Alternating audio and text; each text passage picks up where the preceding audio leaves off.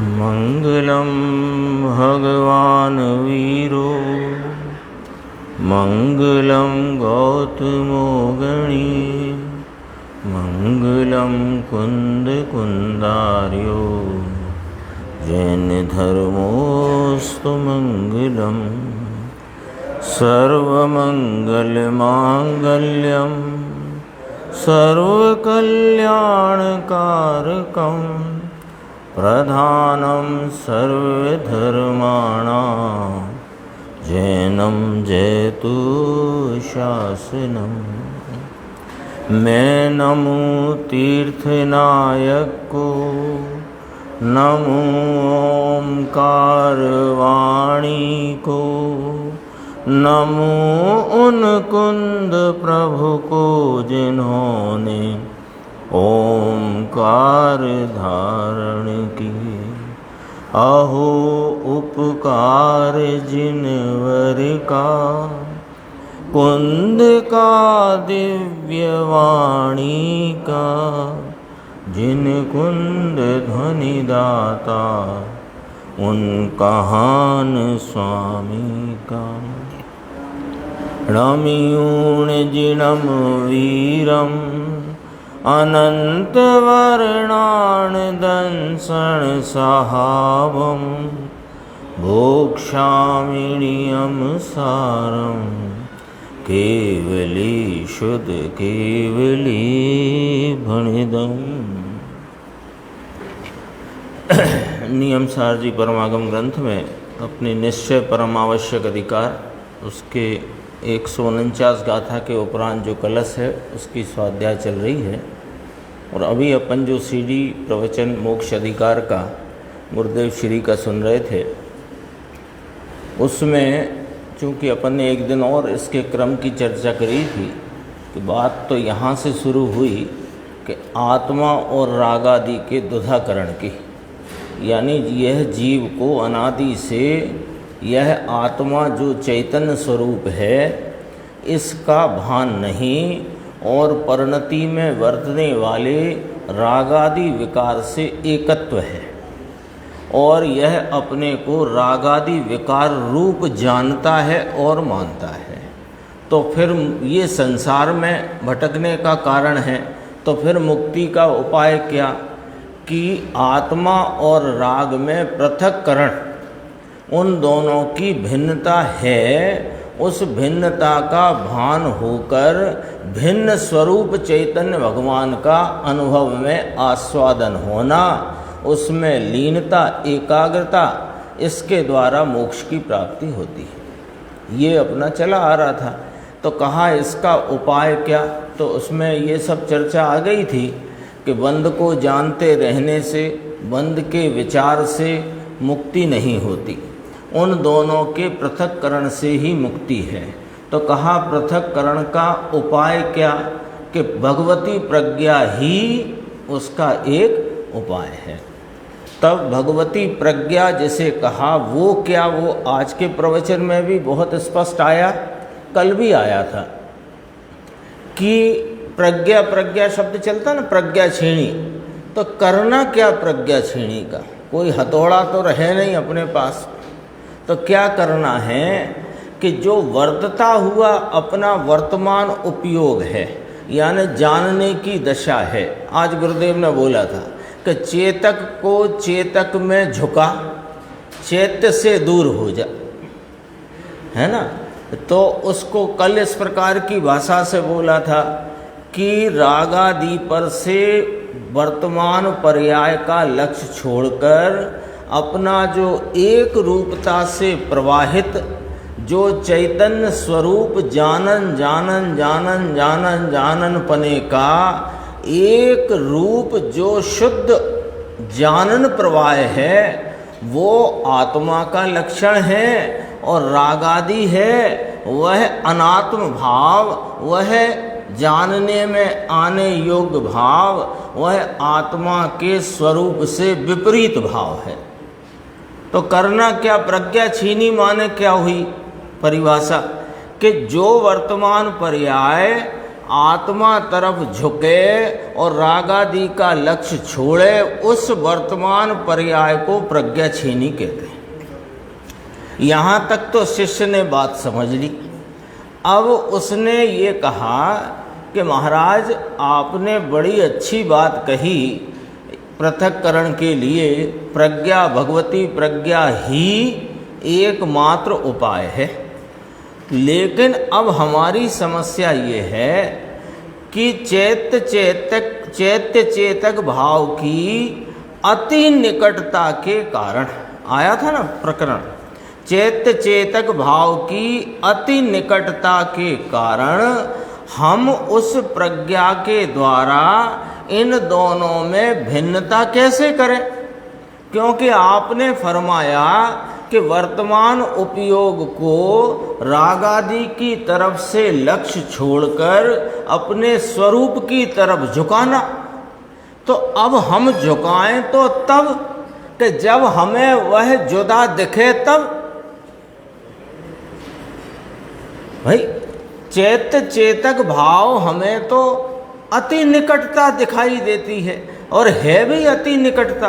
वो अभी अपन बात करते हैं कैसे उसकी अति निकटता है। उस अति निकटता में आपने फरमाया कि राग की तरफ से लक्ष्य छोड़ो और चैतन्य भगवान का लक्ष्य करो, चेतक की तरफ चेतक को झुकाओ और चैत्य की तरफ से लक्ष्य छोड़ो। तो अब हमें वो चैत्य चेतक में भिन्नता दिखे तो सही। तो उसका प्रश्न वाजिब है। वाजिब क्यों है कि अति निकटता का क्या मतलब है? पहले ये बात समझना, अति निकटता कही ना, उसका क्या मतलब है कि चैत्य कौन है? यहाँ पर राग आदि भाव, बाकी दूसरे गेय पदार्थ भी चैत्य हैं, लेकिन यहाँ चर्चा तो राग और ज्ञान की भिन्नता की चलती है। तो यहाँ चैत्य कौन है? रागादि भाव। और चेतक कौन है? रागादि भाव को जानने वाला ज्ञान भाव। ठीक है ना? तो अब एक इसमें चर्चा आई थी कि रागादि भाव कैसा है कि एक क्षणवर्ती है, वह उत्पन्न होता है उस संबंधी, जैसा उत्पन्न हुआ वैसा यहाँ ज्ञान होता है, लेकिन ज्ञान रह जाता है, राग चला जाता है। आई थी बात। तो निकटता किस प्रकार है? अपन इस विषय पे थे कि निकटता ये है कि ज्ञान की ही अवस्था में, एक एक समय बरतने वाली ज्ञान की ही अवस्था में राग का चैत्य रूपता, यानी राग के जानने रूपता और ज्ञान स्वभाव की एक रूपता, जो चेतक का लक्षण है। यानी एक ही पर्याय है ना, थोड़ा विचार में लेके समझना है ना, शब्दों के तरफ से कम और विचार की तरफ से ज़्यादा, कि एक समय की वर्तमान ज्ञान की अवस्था उसी में तो राग जानने में आ रहा है, और वो अवस्था स्वयं जानन स्वरूपता से है। तो अति निकटता हुई ना। एक यहाँ दर्पण है, दर्पण में ही उसकी स्वच्छता का प्रति समय होने वाला एक रूपता का परिणमन है, और उसी में प्रतिबिंबों के अनुरूप होते हुए बिंबों का वहाँ पर झलकन है। तो बिंबों की झलकन और दर्पण की स्वच्छता का परिणमन, बिंबों की होती झलकन और दर्पण की स्वच्छता का परिणमन में अति निकटता दिखाई देती है। क्यों? कि वो एक ही तलपट पे दोनों हैं, एक ही तल है ना दर्पण का, एक ही जो आकार में तल है, तल उसको कहते हैं, जो उसका जो दिखाई देता हुआ जो है, हाँ वो उसकी स्वच्छता तो उसकी है, पर तल कह रहा हूँ मैं। जैसे ये दर्पण है तो इसका ये जो पट है, तलपट, ये एक ही तलपट में उस दर्पण की स्वच्छता भी है और बिंबों का प्रतिबिंब रूप परिणाम भी है कि नहीं? अब यहाँ पर दो की भिन्नता करना है। यहाँ पर अति निकटता इसे कहा, अति निकटता इसे कहा कि दर्पण के तलपट पर वह दर्पण की स्वच्छता का एक रूप परिणमन और बिंबों के निमित्त से होते हुए प्रतिबिंबन झलकन के बदलते हुए परिणमन। जय कुमार भाई साहब, ठीक है। तो अब क्या है, इसी को अति निकटता कहा कि एक ही तो पर्याय है साहब, उसी पर्याय में चैत्य भी चैत्य रूपता से है, चैत्य रूपता से माने जानने में आता हुआ, और एक जानने रूपता का भाव। तो दो भाव बने कि नहीं बने।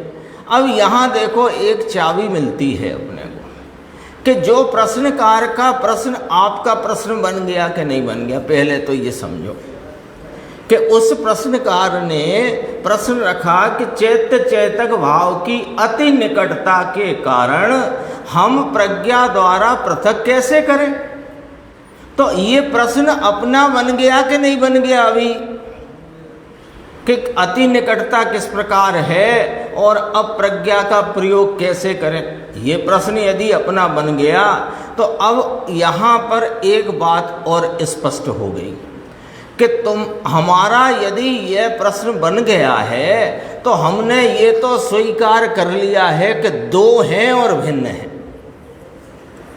जब ये बात हमने रखी, ये तो आचार्य भगवान ने स्वयं प्रश्न रखा, तो पहले उस प्रश्न को अपना तो बना लो, तब तो उसका जवाब अपने को समझ में आएगा। यदि प्रश्न ग्रंथ का रहा और ग्रंथ का ही जवाब रहा तो हमें क्या पल्ले पड़ा। हमें ये पल्ले पड़ेगा गाथा 294, उसमें ये वाली चर्चा, उससे हमारा हित तो सधने वाला नहीं। तो ये प्रश्न हमारा बन गया कि चैत्य चेतक भाव की अति निकटता के कारण वह जो प्रज्ञा, भगवती प्रज्ञा, प्रज्ञा का अर्थ समझ ही चुके हैं अपन, तो उस प्रज्ञा का प्रयोग करें कैसे, पृथक्करण होए कैसे। तो ये प्रश्न बनने में हमें एक बात हमारे को ये स्वीकार हो गई कि चैत्य भाव और चेतक भाव दो हैं, भिन्न भिन्न हैं। इतना तो निर्णय हुआ, तब तो ये प्रश्न अपना बना, या अपना प्रश्न ही तब खड़ा हुआ। अब कहते हैं जब दो हैं तो किन्हीं दो चीज़ों को भिन्न जानना हो, भिन्न करना हो तो क्या करोगे आप। मान लो क्या हुआ कि उड़द की दाल में तुअर की दाल मिल गई एक ही डिब्बे में या थाली में, तो अब उन दोनों को भिन्न करने की रीति क्या है। दोनों के लक्षण, उनकी लक्षण भिन्नता से वे दोनों भिन्न किए जा सकते हैं। तो पहले तो ये स्वीकार करना कि भिन्न है। अभी तो अनादि से वो चैत्य भाव जो है, यानी रागादि को का जो जानना और वेदन है, उसको ही मैंने आत्मा मान रखा है। तो दो माने ही नहीं है तो पृथक्करण का तो प्रश्न ही नहीं उठा। तो पहले तो निर्णय करके आचार्य भगवंतों की, सर्वज्ञ भगवान की वाणी में जैसा जो स्वरूप बताया उसको समझकर युक्ति के द्वारा यहाँ तक तो पहुँचो कि वे दो हैं, दो हैं ऐसे हमने विचार में लिया, दो का दो पना। अब दो हैं तो भिन्न हैं, दो हैं तो एक नहीं हो सकते। ये उंगली कितनी है, दो हैं, तो दो हैं तो ये भिन्न है कि अभिन्न है। दो होना ही उनके भिन्नता का परिचायक है, और दो हैं भिन्न हैं तो भिन्न हैं तो उनके लक्षण भी नियम से भिन्न हैं। लक्षण एक हो जाए और वस्तु दो होए ऐसा भी नहीं हो सकता। तो अपने पास चाबी हाथ आ गई कि ये दो हैं, है ना। तो ये दो होने से ये हमको उन दोनों की भिन्नता का हम बोध कर सकते हैं, जान सकते हैं, उनमें पृथक्करण कर सकते हैं। आ गई बात। दो माना तब ना, अब दो हैं तो दोनों के नियत लक्षण हैं।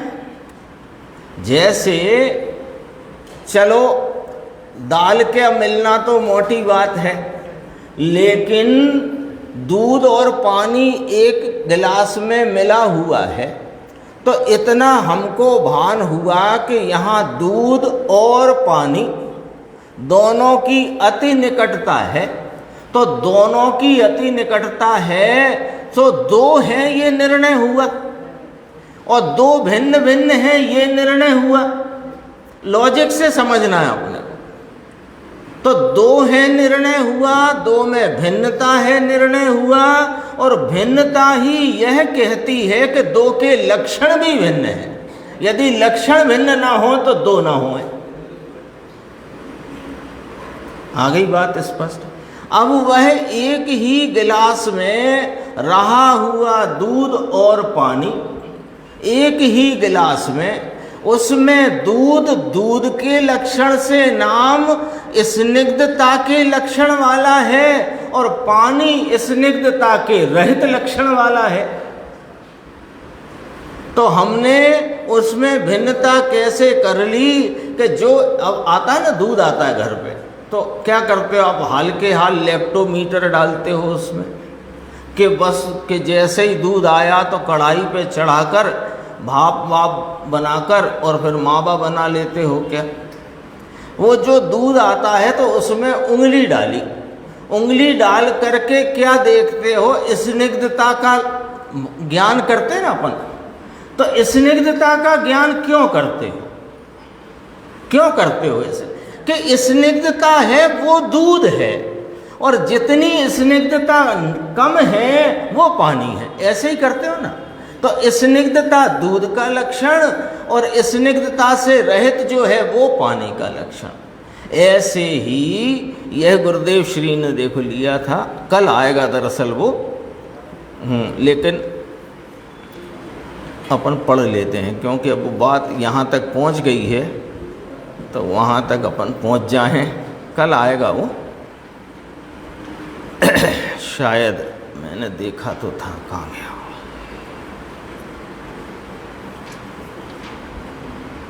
हाँ, ये 49 पेज पे है, देखो।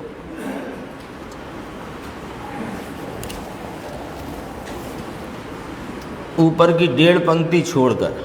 अब ये लक्षण की बात है ना, तो दो रीति बताई यहाँ पर गुरुदेव श्री ने अपने सामने। राग और ज्ञान दो जुदा हैं। अपनी चर्चा यहाँ तक तो पहुँच गई, क्योंकि चैत्य चेतक भाव की अति निकटता के कारण वह हमें एक जैसे दिखाई देते हैं, तो हम उसमें भिन्नता का बोध कैसे करें, ये प्रश्न है। तो प्रश्नकार के प्रश्न में यह बात गर्वित है कि वे दो हैं और भिन्न भिन्न हैं। तो ये बात तो यहाँ तक अपनी आ चुकी। राग और ज्ञान दो जुदा हैं। अब देखो लक्षण देखो, एक सुख रूप और एक दुख रूप, एक आकुलता रूप और एक अनाकुलता रूप, एक अचेतन और एक चेतन, शुभ अशुभ भाव अचेतन, यानी चेतन का अंश इसमें नहीं। चेतन का अंश जो है उसको द्रव्य तरफ झुकाओ। चेतन का अंश कौन है, वर्तता हुआ ज्ञान, वो चेतन का अंश है।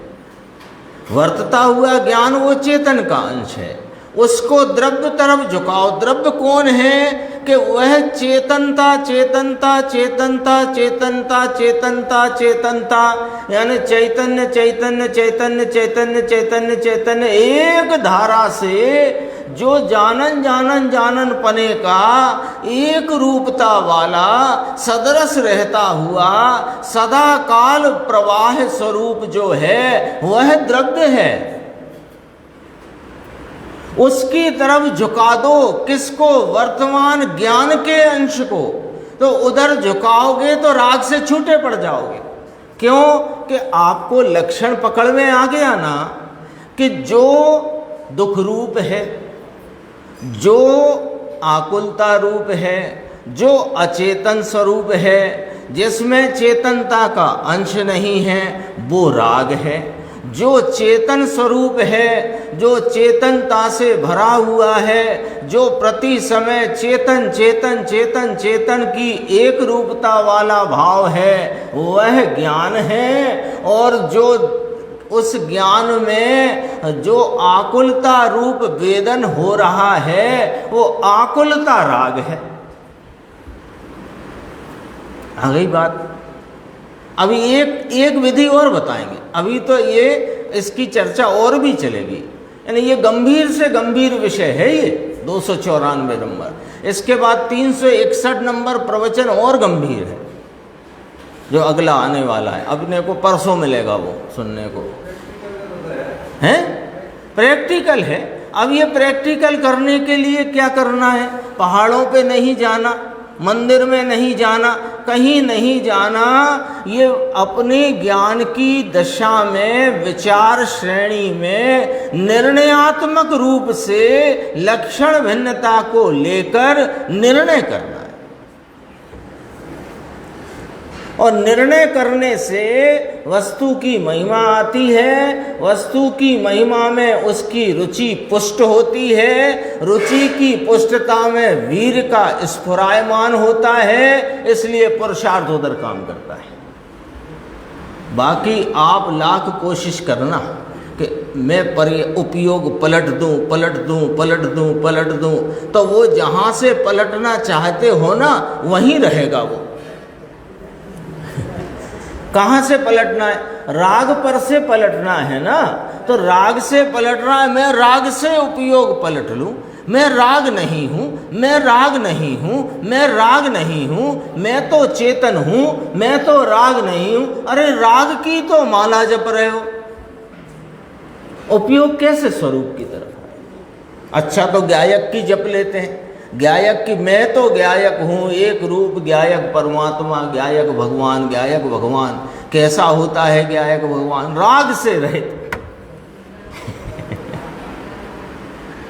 यह सब बातें निर्णयात्मक भूमिका में, विकल्पात्मक धारणात्मक निर्णय में अवश्य होती हैं, होंगी, और इस प्रकार ही निर्णय होगा। लेकिन निर्णय के उपरांत स्वरूप की ऊर्ध्वता चाहिए। अब अभी गुरुदेव ने कहा था ना, इसको चैतन्य भगवान की तो रुचि है नहीं, कषाय की मंदता तीव्रता की रुचि में दौड़ा करता है। हाँ, अब कषाय मंद हो जाए ना, बहुत से विद्वान भी आजकल परिणामों में विशुद्धि होगी तो आत्मा मिलेगी, किसने कहा तुमसे? अरे आत्मा की तरफ लक्ष्य करते हो तो परिणाम विशुद्ध हो जाता है, यूं क्यों नहीं कहते? बात आई पकड़ में राकेश भाई, क्या कहना है? परिणामों की विशुद्धि होए तो आत्मा पकड़ में आए, ये रास्ता उल्टा है।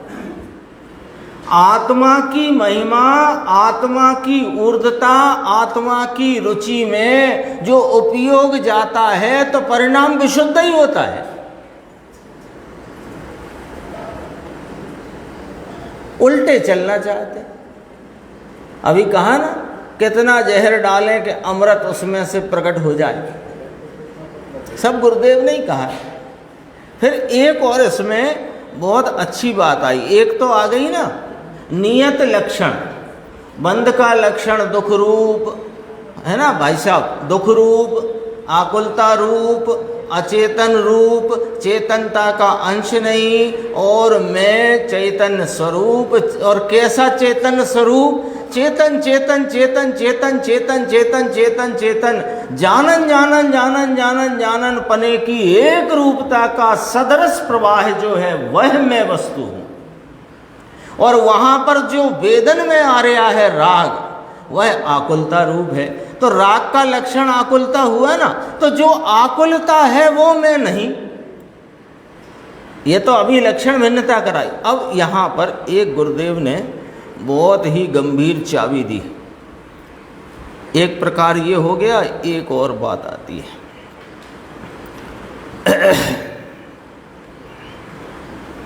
देखो पेज नंबर 46, 1 2 3 4 5, 6वीं लाइन।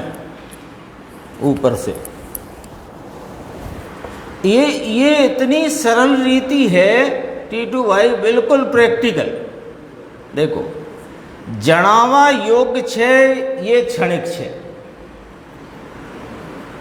जानने में आने योग्य कौन, यहाँ की भाषा में चैत्य, चैत्य माने जानने में आने योग्य, और वह कौन है, एक राग आदि विकार।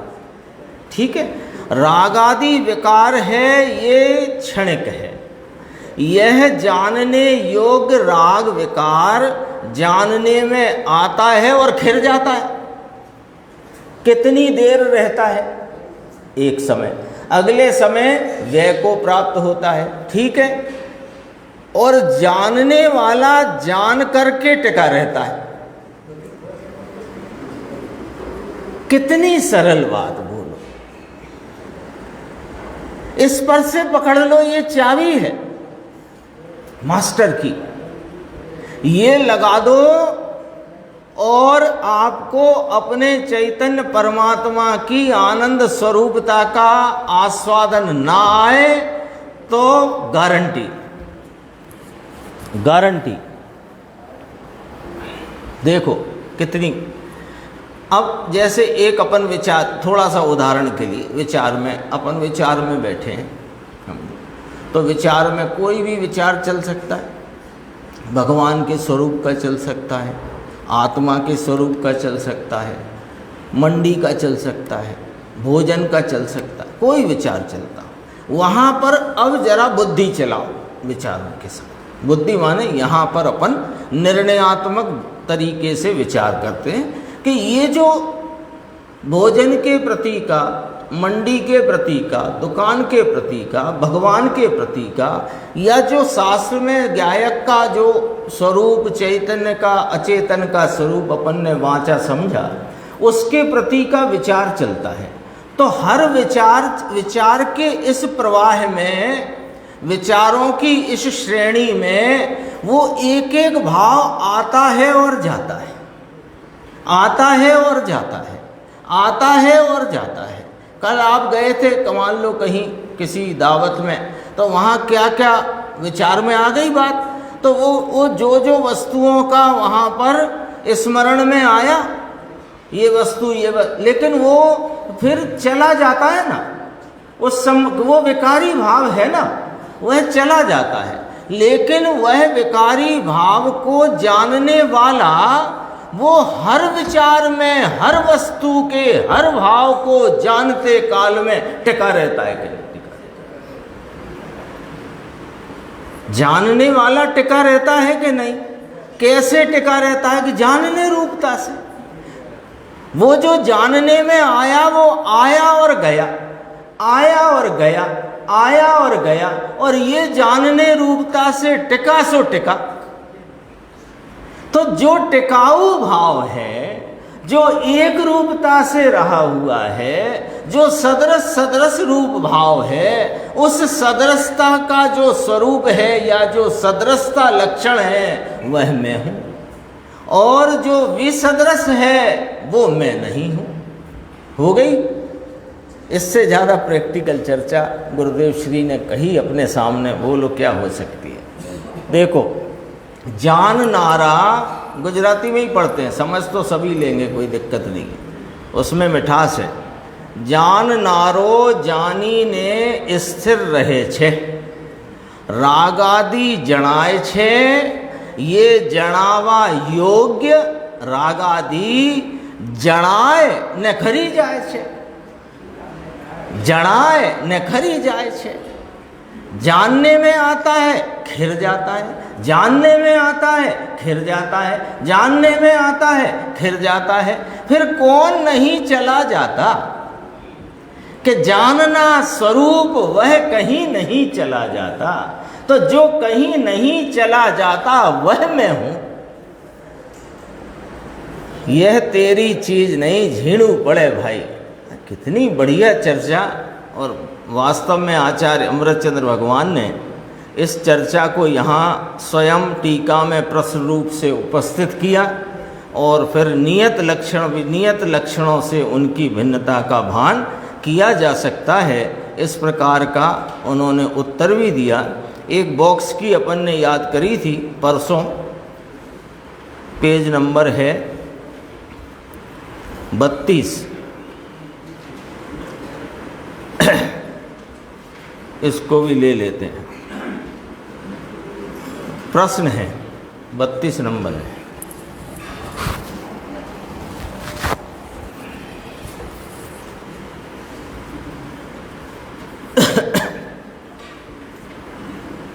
हो गया, पढ़े। आत्मा पर में तो कुछ फेर फार नहीं कर सकता, ये तो ठीक, लेकिन अपनी पर्यायों में फेर फार करने में भी क्या उसका काबू नहीं है? प्रश्न, पहले प्रश्न ख्याल में आ जाए, प्रश्न ख्याल में आ जाए कि ये आपने फरमाया, तीसरी गाथा में आचार्य कुंद कुंद देव ने फरमाया, उसकी टीका करते आचार्य अमृत चंद्र भगवान ने फरमाया, आपने भी, गुरुदेव श्री ने भी फरमाया कि एक द्रव्य दूसरे द्रव्य का कुछ करता नहीं, प्रत्येक द्रव्य अपने गुण पर्यायों के चक्र को चूमता है, ऐसा फरमाया। तो उसमें क्या निर्णय में आया अपने चंद्रेश भाई कि प्रत्येक द्रव्य अपने गुण पर्यायों के चक्र को चूमता है, स्पर्शता है, आलिंगन करता है, यानी कि वो द्रव्य अपने पर्याय भाव से परिणमता है, दूसरे द्रव्य के परिणाम को दूसरा द्रव्य नहीं कर सकता। यही निर्णय आया कि नहीं आया? आया ना, यही निर्णय पक्का। इतना देखो, एक स्टेप पहले फाइनल करते हैं तो दूसरे स्टेप की बात समझ में आती। पहले एक स्टेप इतना तो फाइनल करा अपन ने कि एक द्रव्य दूसरे द्रव्य का करता नहीं है। कैसे किया कि सर्वज्ञ भगवान का आदेश है, वस्तु स्वरूप का नियम है। तो हमने ये निर्णय किया एक द्रव्य दूसरे द्रव्य का करता नहीं। ये आत्मा द्रव्य कर्म के बंध भाव को, उदय भाव को नहीं कर सकता, कर्म का उदय भाव जीव का परिणाम नहीं कर सकता, यह आत्मा शरीर के किसी कार्य को नहीं कर सकता और शरीर आत्मा के कार्य को नहीं कर सकता। इस प्रकार हमारा एक प्रश्न का हिस्सा इतना है कि आत्मा पर में तो कुछ बदलाव या उसका कार्य या उसका परिणाम नहीं कर सकता, ये तो ठीक, ये तो ठीक, यहाँ तक तो बात रखो। अब हमारा प्रश्न है कि अपनी पर्यायों में बदलाव करना भी क्या उस आत्मा के काबू में नहीं है? ऐसा प्रश्न है। अन्य की पर्यायों को तो नहीं कर सकता, लेकिन अपनी पर्याय को तो कर सकता है ना, ऐसा करके प्रश्न है। अपनी पर्यायों का फेर फार माने बदलाव, यानी हम अभी चाहें तो हमको क्रोध रूपी कषाय की तीव्रता का बहुत तीव्र भाव है, तो क्या हम उसको अपने इच्छानुसार कम कर सकते हैं, मंदी कर सकते हैं? ऐसा प्रश्न का अपन रूप समझते हैं क्या है। ये तो हुई मोटी बात। अब थोड़ी और बारी कि अपनी पर्याय जो अनादि से बहिर्मुख उपयोग की दशा है, उसको पलट करके क्या हम अपने अंतर्मुख कर सकते हैं? कषाय की तीव्रता मनता तो समझने के लिए अपन ने बात करी थी, वो भी नहीं कर सकता। अब देखो यहाँ से गुरुदेव ने जवाब दिया। अब प्रश्न कहाँ से है और जवाब कहाँ से है, दोनों को समझना। प्रश्नकार का प्रश्न है, अपना प्रश्न बनाना है इसको निर्देश, तब वो अपने को इसका जवाब जमेगा। प्रश्नकार का प्रश्न है पर्यायों के तरफ से, पर्यायों के लिए। प्रश्नकार का प्रश्न कहाँ से है? पर्यायों के लिए पर्यायों का प्रश्न है। उसने क्या पूछा है कि दूसरे द्रव्य की पर्याय आत्मा नहीं कर सकता, पर अपनी भी पर्याय में बदलाव करना क्या हमारे काबू में है कि नहीं? तो पर्यायों का प्रश्न है, पर्याय की तरफ से प्रश्न है। यानी उसको लगता है कि पर्यायों के द्वारा ही मेरा कार्य होएगा, जो कुछ भी कार्य हो। जैसे बहिर्मुखता और अंतर्मुखता, ये भी तो पर्याय ही है। बहिर्मुखता वर्तती पर्याय और अंतर्मुखता करना। तो मैं अपनी पर्याय को बहिर्मुखता से अंतर्मुखता कर सकता हूँ कि नहीं? वो मेरे काबू में है कि नहीं? तो कहते हैं कि तुम पर्याय की तरफ से विचार ही क्यों करते हो, और तुम्हें पर्याय पलटने की चिंता क्यों है? मैं कौन हूं उसका तुम्हें अंतरंग में जिज्ञासा होकर उसके अनुभव रूपता, उसकी प्राप्ति की बात है ना। तो साहब पर्याय में ही तो होएगी प्राप्ति। बराबर कहा, पर्याय में ही होएगी प्राप्ति, अनुभव भी पर्याय में होएगा, आस्वादन भी पर्याय में होएगा। लेकिन वह पर्याय का पर्याय में द्रव्य स्वभाव का आस्वादन होने पर वो पर्याय के आलम्बन से तो नहीं होगा। वह उपयोग की बहिर्मुखता छूटकर अंतर्मुखता जो होगी, वो उपयोग की अवस्था के पर लक्ष्य करने से तो नहीं होएगी। तो किससे होएगी? तो वो गुरुदेव श्री फरमाते हैं। गुरुदेव देखो, उत्तर देखो। अरे भाई, जहां द्रव्य को नक्की किया वहां वर्तमान पर्याय स्वयं द्रव्य में झुक ही गई। तुम्हें बहुत चिंता थी, अनादि से बहिर्मुखता है, परान्मुखता है, पराश्रयपना है, और स्वाश्रय ही, स्वयं सन्मुखता ही, स्वयवशता ही परम आवश्यक कर्म है। तो हमको तो परवशता छोड़ना है, परान्मुखता छोड़ना है, स्वयं सन्मुखता करना है। ये अपना सबका है कि नहीं टारगेट? अपन सबका क्या टारगेट है कि अनादि की बहिर्मुखता छोड़ना है, स्वरूप सन्मुखता करना है।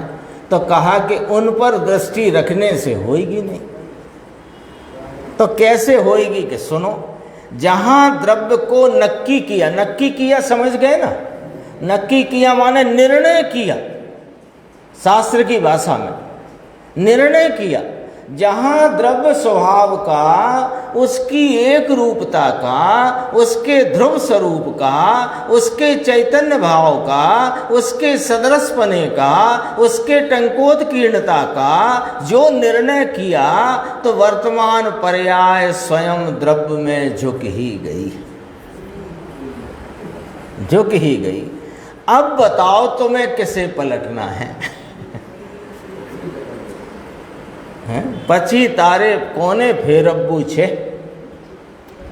मेरी पर्याय द्रव्य में अंतर्मुख हो गई, अनादि से बहिर्मुख थी, अंतर्मुख हो गई। ये पर्याय का ज्ञान है, समझना। खुद ही तो पर्याय की बात करते हैं और हमसे कहते हैं कि द्रव्य की तरफ या द्रव्य का निर्णय और द्रव्य का आलम्बन, द्रव्य की मुख्यता में ही वह कार्य होता है। और खुद ही कह रहे हैं अरे कार्य पर्याय में ही होता है, हम तो शुरू से ही ये कह रहे हैं। लेकिन पर्याय के आश्रय से पर्याय की मुख्यता में, पर्याय की चिंता में कार्य नहीं होता है, ये कह रहे हैं। देखो, अब जब अंतर्मुख हो गई, अब वह पर्याय ने किसका आलम्बन ले लिया अक्षय भाई? अपने चैतन्य परमात्मा ध्रुव स्वरूप गायक भगवान का इसका आलम्बन ले लिया है। तो इसके आलम्बन में वर्तती हुई वह क्रम क्रम से निर्मल ही हुआ करती है। दो बातें, पहले तो तुम्हें अंतर्मुख करना थी, तो अब तुम अंतर्मुखता की चिंता छोड़ दो।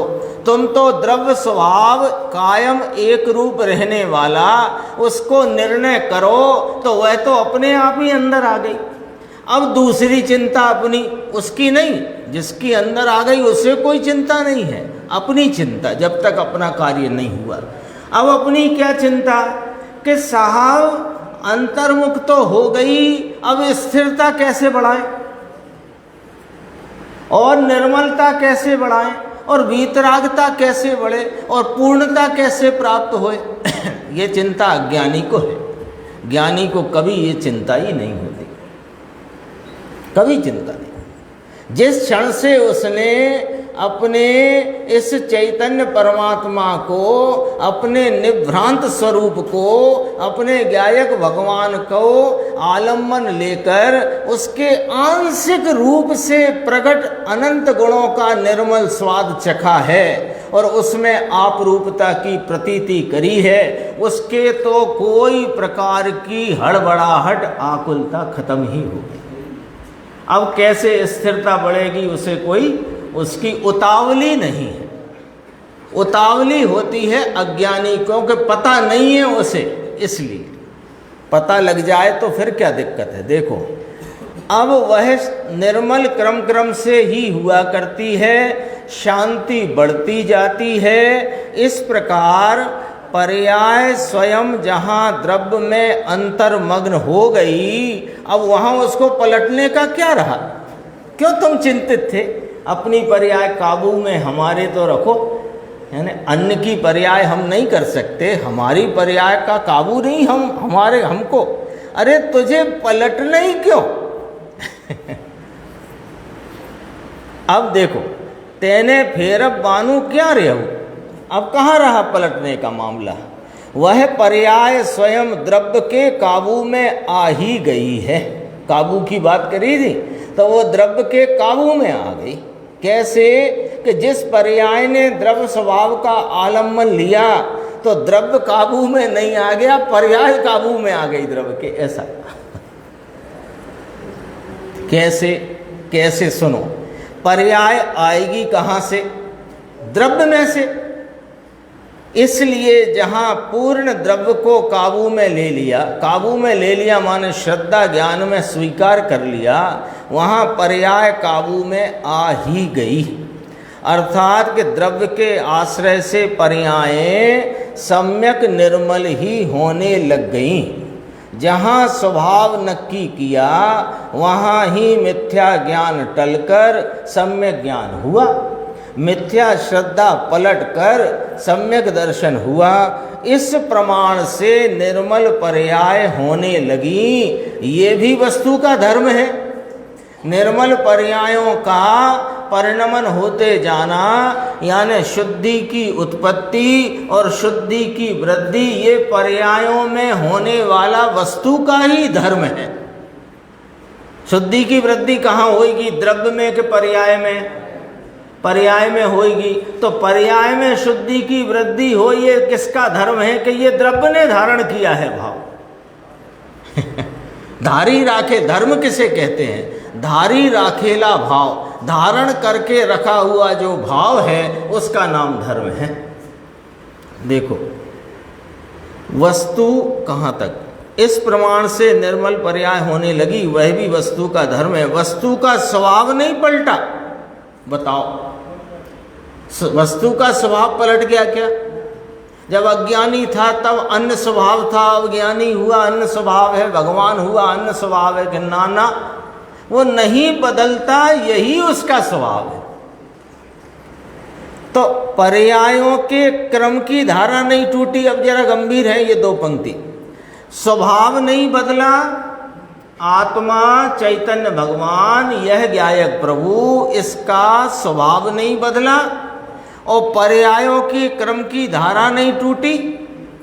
द्रव्य के ऐसे ऐसे स्वभाव का स्वीकार करते, मैं द्रव्य रूपता से अनादि अनंत या ऐसे कि अनादि से अब तक जो पर्यायों के प्रवाह में मैं द्रवित होता, परिणमता हुआ, प्रत्येक समय के भिन्न भिन्न परिणामों की व्यक्तता के साथ रहा हुआ मैं, मेरा स्वभाव कभी बदला नहीं और पर्यायों की धारा टूटी नहीं। ऐसी वस्तु तत्व का निर्णय करते पर्याय की निर्मल धारा शुरू हो गई और ज्ञानादि का अनंता पुरुषार्थ उसमें साथ ही आ गया। लो अब यहाँ क्या गंभीरता है वो मैं कहता हूँ। देखो यहाँ हमारा सारा का सारा उद्यम, अपन सब इतने बैठे हैं तो कोई यहाँ पर इसलिए नहीं बैठा है कि 1 घंटा समय पास करना है। यहाँ जो कोई भी बैठा है वह इसलिए बैठा है कि हमको हमारा हित कैसे हो यह हमको समझना है और अपना हित करना है। ठीक है, तो इसमें हम अपने हित के लिए उद्यमवंत हैं और हमारा उद्यम कहाँ चल रहा है। हम इस प्रकार के विचारों में रहते हैं जो प्रश्नकार का विचार था। हाँ, कि पहले थोड़ा बाहर में इस प्रकार का सुधारा हो, बाहर के निमित्तों की इस प्रकार व्यवस्था बने, परिणामों की थोड़ी व्यवस्था ऐसी हो। यानी कितने प्रकार हैं उनको मैं 3 पंक्ति में बताता हूँ कि कर्मों का उदय थोड़ा मंदा पड़ जाए और देवगुरु शास्त्र जैसे अनुकूल निमित्तों का संयोग हो जाए, कसायों की मंदता बनी रहे तो मेरा कार्य हो सकता है। तो कहा भाई साहब ये तीनों कार्य में तेरा पुरुषार्थ कैसे चलेगा सो बता दे। 3 कार्य, इसको 3 की व्यवस्था बनाने की चेष्टा है ना। कर्मों का उदय मंद पड़ जाए, संयोग अनुकूल देवगुरु शास्त्र सच्चे का संयोग बन जाए और तीसरा क्या था, कषाय की मंदता हो जाए, नाम परिणामों की विशुद्धि। मैं ही बोलते बोलते भूल गया क्या। 3 बातें थी। अब ये बताओ ये 3 में कौन सी ऐसी चीज है जिसमें आपका पुरुषार्थ, आत्मा का पुरुषार्थ चलता है? बता दो, एक बता दो 3 में। कर्म के उदय की मंदता आपके हाथ में है नहीं, क्योंकि प्रश्नकार ने पहले ही कह दिया था पर में तो कुछ फेर फार कर नहीं सकता, ये तो ठीक पहले ही कह दिया था। तो कर्म के उदय को आप बदल दो, ऐसा हो नहीं सकता। संयोग में आने वाली वस्तु अपनी स्वयं की उपादानगत योग्यता से है और आपका उस संयोग में होना उस योग्यता प्रमाण में है। किसी निमित्त को लाना हटाना आपके पुरुषार्थ की, आपके क्या कहते हैं, आपके कार्य क्षेत्र और अधिकार क्षेत्र की चीज नहीं। अब तीसरा कौन, कषायों की मंदता। तो कषायों की मंदता भी आप कर नहीं सकते। क्यों कि कषायों की तीव्रता मंदता का तो स्वतः चलता हुआ चक्र है। वह तो जब मंद होना होता है तो अपनी योग्यता प्रमाण में मंदी होती है, तीव्र होती है, उसमें भी आप आत्मा का कुछ नहीं चलता।